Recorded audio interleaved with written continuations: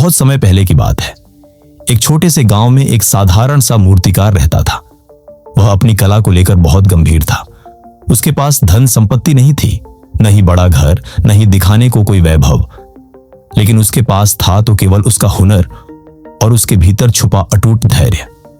गांव के लोग अक्सर कहते, यह आदमी अपना समय बर्बाद करता है, दिन भर हथौड़ी छेनी चलाता रहता है, लेकिन इसकी जिंदगी में कुछ बदलाव नहीं आता। गांव के चौपाल पर बैठने वाले लोग उसका मजाक उड़ाते, बच्चे उसका नाम लेकर हंसते, यहां तक कि कभी कभी उसके अपने रिश्तेदार भी उसे समझाते, इतनी मेहनत करने से क्या होगा, खेती कर ले, कोई और काम पकड़ ले, इस कला से पेट नहीं भरता। लेकिन मूर्तिकार का विश्वास अटूट था। वह जानता था कि पत्थर कठोर जरूर होता है, मगर लगातार प्रहार सहने के बाद वह ढल भी सकता है।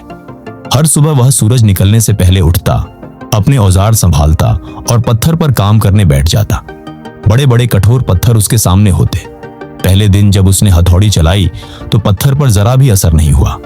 दूसरे दिन भी वही हाल रहा। तीसरे, चौथे, पांचवें दिन तक कोई परिवर्तन न दिखा।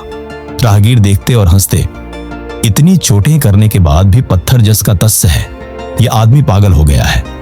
लेकिन मूर्तिकार चुपचाप अपनी चोटें जारी रखता। उसके चेहरे पर आत्मविश्वास और आंखों में उम्मीद थी। वह सोचता, अगर मैं आज हार मान लूंगा तो जीवन भर केवल मजाक बनकर रह जाऊंगा, लेकिन अगर मैंने डटे रहकर कोशिश की तो यही पत्थर मेरी मेहनत का गवाह बनेगा। दिन हफ्तों में बदले, हफ्ते महीनों में। लोग देखते कि मूर्तिकार रोज वही प्रक्रिया दोहराता है, पत्थर पर चोट, फिर साफ करना, फिर नया आकार देना। धीरे धीरे पत्थर का बाहरी हिस्सा टूटकर अलग होने लगा, उसका आकार बदलने लगा। अब लोगों को महसूस हुआ कि उसमें कोई आकृति उभर रही है। जो लोग कभी हंसते थे अब चुप होकर देखने लगे। कुछ तो हैरत में पड़ गए कि यह आदमी कितनी शांति से, कितनी लगन से काम कर रहा है। आखिरकार कई महीनों की अथक मेहनत के बाद उस कठोर पत्थर से एक अनुपम मूर्ति निकल आई। वह मूर्ति इतनी सुंदर थी कि देखने वाला हर व्यक्ति ठहर जाता। उसमें भगवान का दिव्य स्वरूप झलकता था। गांव के वही लोग जिन्होंने कभी मूर्तिकार का मजाक उड़ाया था, अब उसके सामने सिर झुकाने लगे। बच्चे जो पहले उस पर हंसते थे, अब आदर से उसे गुरुजी कहने लगे। दूर दूर से लोग मूर्ति देखने आने लगे। गांव का नाम भी फैल गया, क्योंकि वहां ऐसी अद्भुत कारीगरी देखने को मिलती थी।